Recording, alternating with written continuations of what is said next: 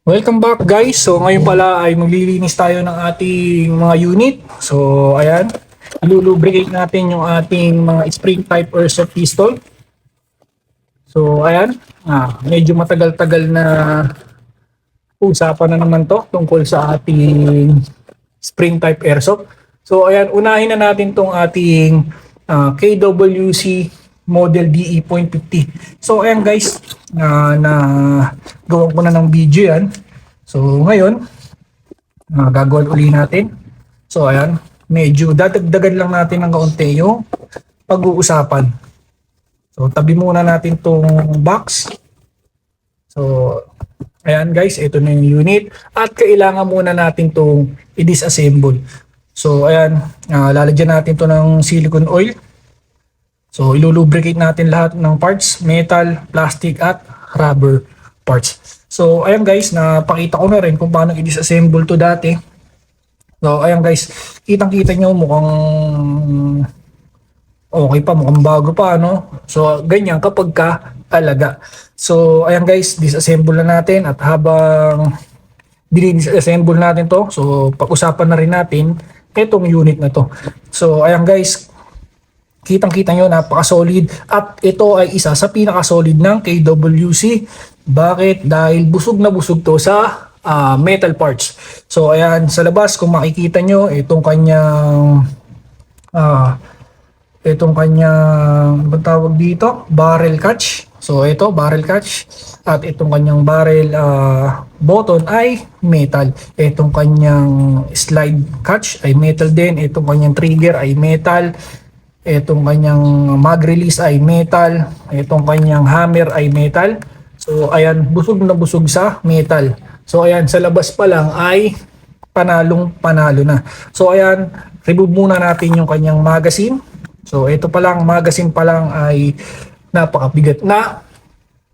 Ayan, made of metal yan. At detalyadong detalyado. So kita nyo, mayroon pang number. So ayan, mayroon pang serial. So ayan, medyo may mga gasgas na. So natural yan dahil ating ginagamit, may kalawang na. Ayan, dahil siya ay metal. Mamaya tatanggalin natin yan, pupunasan natin at ilulubricate natin. So ayan, set aside muna natin yung kanyang magazine. So ayan, disassemble na natin. Press lang yung kanyang barrel catch button. So ayan, dito tayo sa kabila. So ayan, nakapress ako. At i-rotate lang natin itong kanyang barrel catch. So ayan, pagka na-rotate na, mag-move forward na yung kanyang upper receiver o yung kanyang slide. So ayan, tanggalin natin itong kanyang front. So ayan, ganyan magtanggal dito. Hatakin nyo lang itong kanyang left upper receiver habang hinahatak itong front upper receiver. So ayan, yun, ganun lang kasimpleng mag-disassemble ito. So ayan, mamaya ito babaklasin ko to at ilulubricate natin yung kanyang half-up rubber. So ayan, sobrang solid nito. Ito pa lang ay mabigat na. So ayan, tuloy lang natin yung pag-disassemble. So ayan, pagka natanggal nyo na yung kanyang front upper receiver o yung front barrel, ito ay outer barrel. So pwede natin tanggalin yung kanyang slide. So ito yung slide. So ayan, sobrang solid. Busog na busog sa metal. Itong kanyang recoil bar, recoil guide. So ayan, kung anong tawag nyo rito. Ito ay stainless steel. So ayan, dalawa, stainless steel. So ayan, bihira nyo makikita yan. At bihira ko rin nakikita yan sa mga pellet gun, sa spring type pistol. So ayan, sobrang bihira.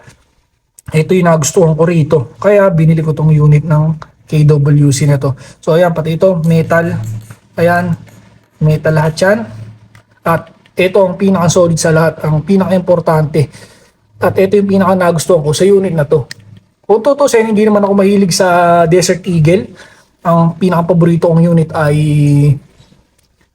Glock. Simple lang, Glock. Ayun ang pinakang gusto kong pistol, Glock. So ayan, etong Desert Eagle ay binili ko lang dahil dahil nagustuhan ko itong mga parts nila, yung mga metal parts. Busog na busog sa metal parts. So ayan, makikita nyo metal piston, yung spring guide nya o yung stock na yon ay stainless steel.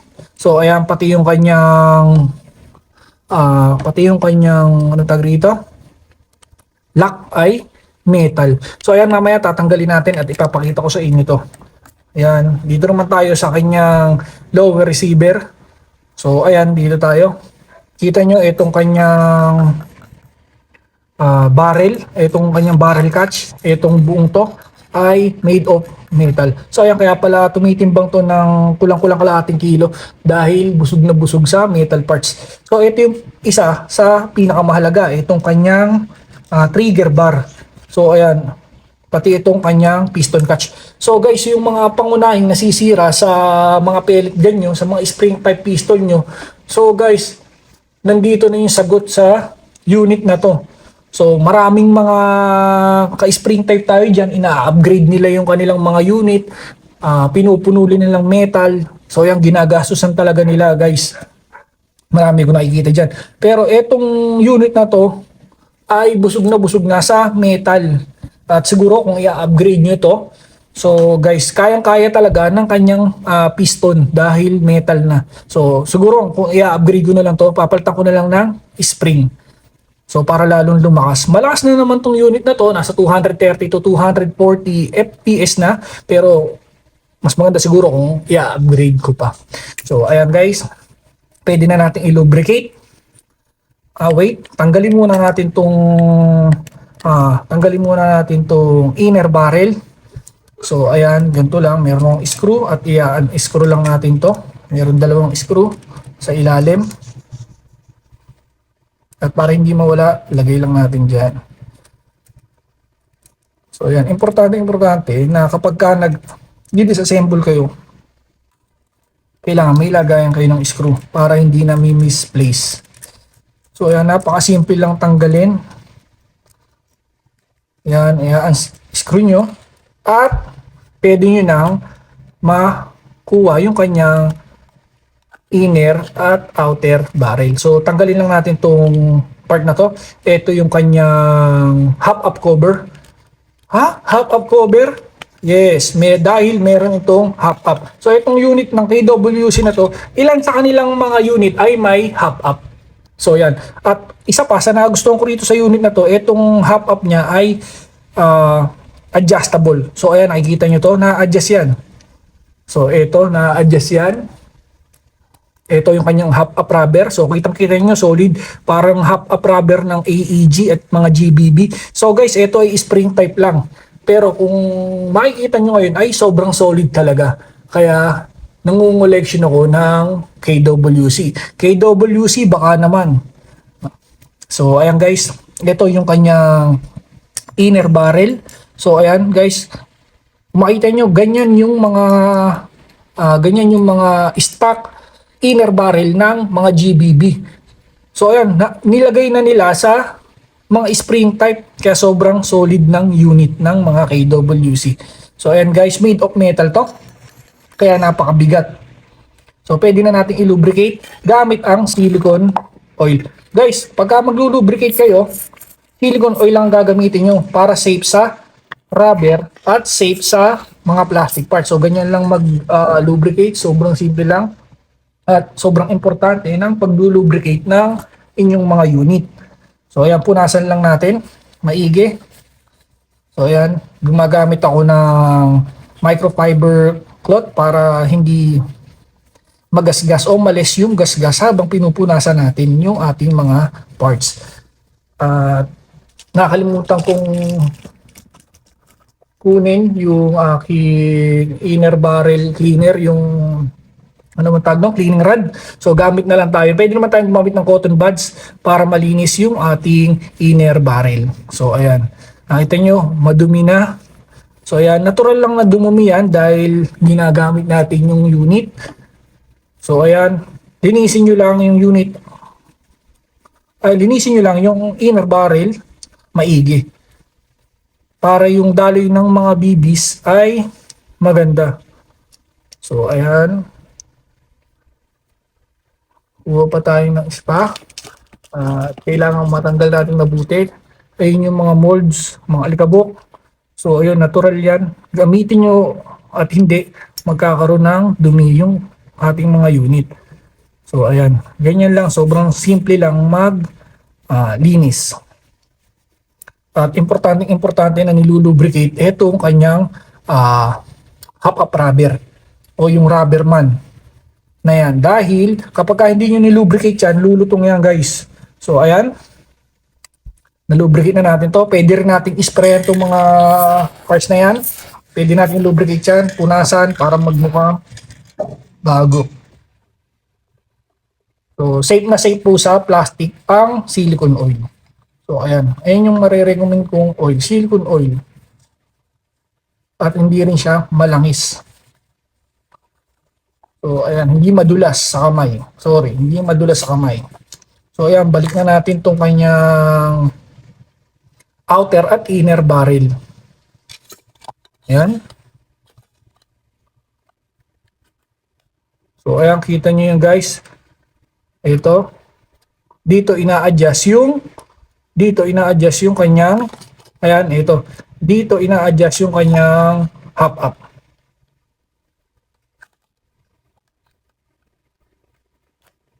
Kaya ito yung cover. So balik lang natin yung cover.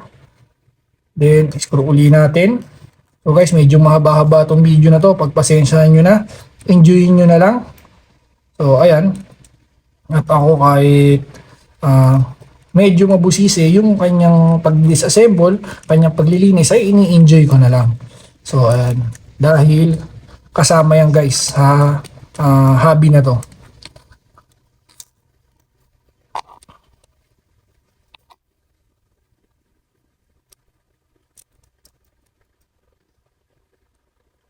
So ayan, saktong higpit lang para hindi mabilog yung screw. Ayan. Punasan lang maigi. So ayan, tapos na tayo rito sa kanyang inner at outer barrel. So ayan, lubricate naman natin to kanyang chassis at yung piston. So sa pagtatanggal nito, sa pagdi-disassemble ng kanyang piston, bend nyo lang itong kanyang, ito ay plastic, itong kanyang slide. So ayan, bend nyo lang itong part na to, ayan, at itulak nyo tong kanyang chassis. Ayan, tulak.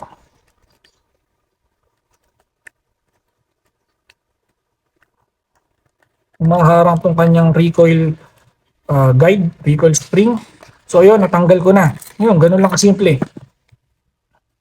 So guys, kung nakikita nyo, kakaiba itong kanyang chassis, ano? So ang tawag dito sa iba ay air pump. So sa mga nagpepelit, tawag nila rito ay air pump. So ito ay chassis. So ito yung kanyang chamber. At kung makikita nyo guys, sabi ko nga, sobrang solid nito. Ito ay metal. So ayan, at napakakapal niya. So hindi basta-basta masisira. So ayan, sobrang solid nito guys. At sobrang haba, ano? Grabe. Sobrang solid talaga ng KWC na Desert Eagle na to. So ayan, lubricate lang natin yung kanyang rubber parts. Ang mahalaga, itong spring at itong buong chamber. Ayan, punasan natin itong chassis. Napakahalaga na nilulubricate yan guys. Dahil yung rubber sa loob niyan, yung rubber sa loob, pagka hindi nyo na lagyan ng silicone oil, lulutong yun. So yung compression ay nababawasan.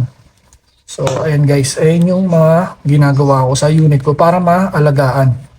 So tapos na tayo dito sa ating chassis. Ganun lang kasimple at ganun lang kadali. Dito naman tayo sa ating slide. So ayun, ganun lang rin. Sprayan nyo ng silicone oil, yan lahat ng spring. Yan. Lahat, pwede nyo sprayan yan. Para ma-maintain nyo yung mukhang bago na looks ng inyong unit. So ayan, kahit sa motor ginagamit yung silicone oil. Sa mga rubber parts, sa mga plastic parts, kung gusto nyo pakintabin yung mga motor nyo, pwede nyo gamitin yan. Yan. So ganun lang kasimple guys. At dito na tayo sa ating lower receiver. So guys, may kabigatan. Ito pa lang ay may kabigatan na. So check, metal check. Hammer, metal. So itong kanyang piston catch. Itong kanyang trigger bar, metal. Itong kanyang ano bang tawag rito? Itong kanyang barrel catch, ay metal. So ayan guys, sobrang solid nitong unit na to. At itong kanyang grip ay plastic pero napaka-solid na plastic. So ayan guys, nakita nyo naman na sobrang solid ng KWC DE 0.50. So ayan, ano na natin to? Lubricate na natin to. Yung kanyang mga metal parts. So lahat pwede nyo isprayan ng silicone oil. And punasan nyo lang maigi para hindi kapitan ng alikabok.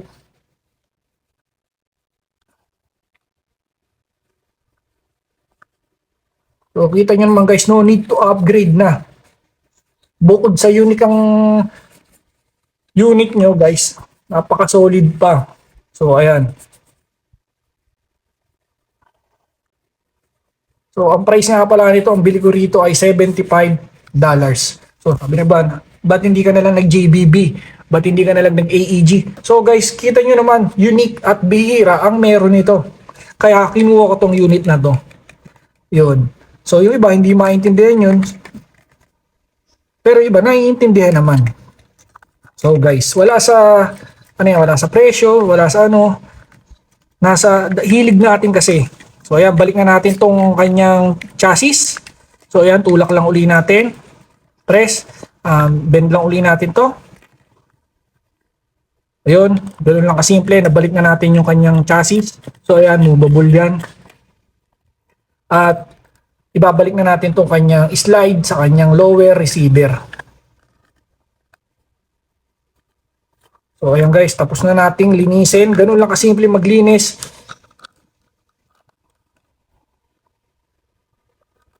So check nyo lang kung sakto yung kanyang spring. Yan. Then press natin tong kanyang trigger bar. At tulak itong kanyang upper receiver o yung kanyang slide. At pwede na natin ibalik itong kanyang outer barrel. So yan, lagay lang natin to dyan. Wait. Sumagka itong kanyang recoil bar. Ayan, pwede na.